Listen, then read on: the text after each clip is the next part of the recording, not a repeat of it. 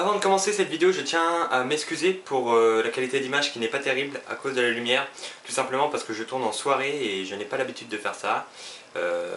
Habituellement je tourne pendant la journée, là où il y a du soleil. Mais j'ai eu quelques soucis, donc je dois tourner maintenant. Donc voilà, je suis désolé. Bonne vidéo.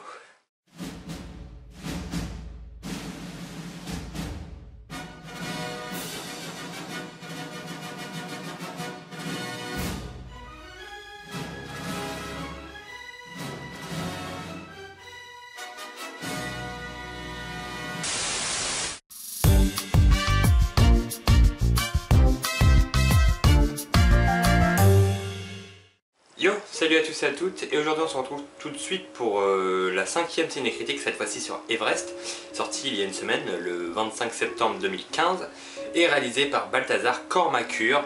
Oui, ce nom existe. Un gros casting, vu qu'on retrouve Jason Clarke, qui a récemment joué dans Terminator Genesis, au début de l'été. On retrouve aussi la raison pour laquelle je suis allé voir ce film, Jake Gyllenhaal, mon acteur préféré, qui a récemment aussi joué dans La Rage au ventre, un très bon film sorti pendant les vacances. On retrouve Keira Knightley, je crois, ainsi que Sam Worthington.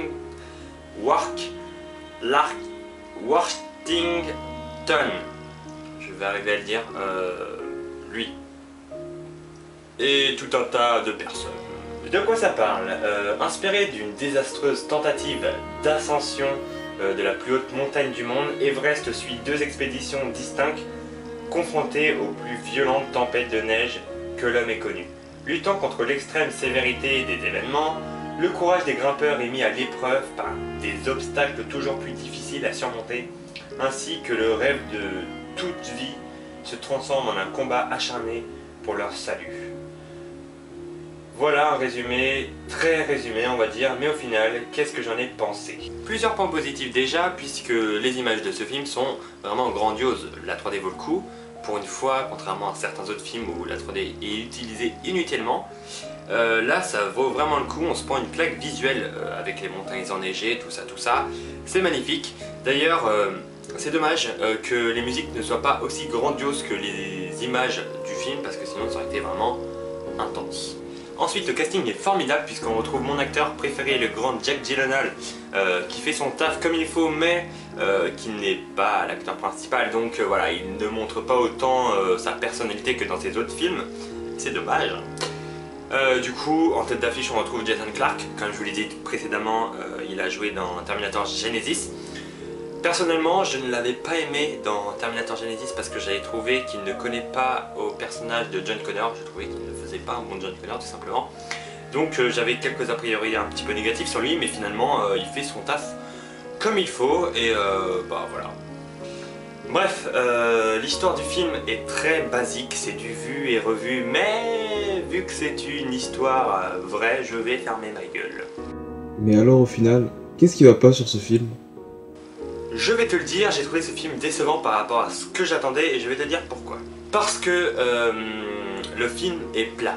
Le réalisateur n'arrive pas du tout à tenir la tension et le suspense dans le film parce qu'il passe d'une scène à une autre, il passe d'un personnage à un autre. Donc il y a un personnage qui est dans la merde et on y revient seulement un quart d'heure plus tard, on lui dit qu'il est mort. Bon bah d'accord, ok, bon j'avais complètement oublié ce mec. Ok, donc c'est vraiment dommage à ce niveau-là. Les personnages ne sont pas du tout travaillés, c'est vraiment dommage. Bon, on nous donne une vague idée de ce qu'a pu être le passé de certains personnages, mais ils ne sont pas travaillés du tout et on n'arrive pas à s'identifier aux personnages et à s'attacher. En plus, il y en a trop. Trop de personnages tuent le personnage, on est d'accord.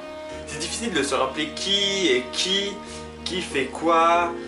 C'est un petit peu trop dur. En plus, vu que les personnages sont plats, on a vraiment du mal à s'intéresser aux personnages, à vraiment... Parce que en fait, le problème c'est qu'il n'y a aucun sentiment qui ressorte d'eux. Du coup, on ne s'attache pas aux personnages. Bon, il y a peut-être Jake Gyllenhaal. Pardon.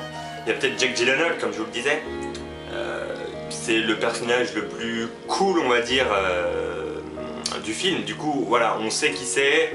On voit parce que voilà, il montre vraiment son importance dans le film, même s'il n'en a pas vraiment une, contrairement à Jason Clarke par exemple. voilà, le personnage n'est pas assez travaillé, du coup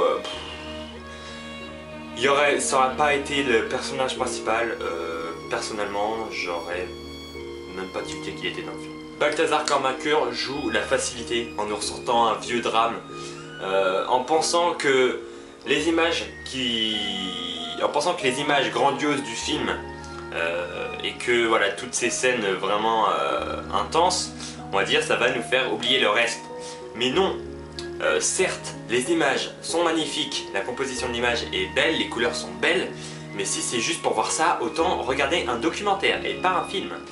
Bref, pour moi ça sera un petit 6 sur 10 qui se rapproche même plus du 5, j'ai envie de dire.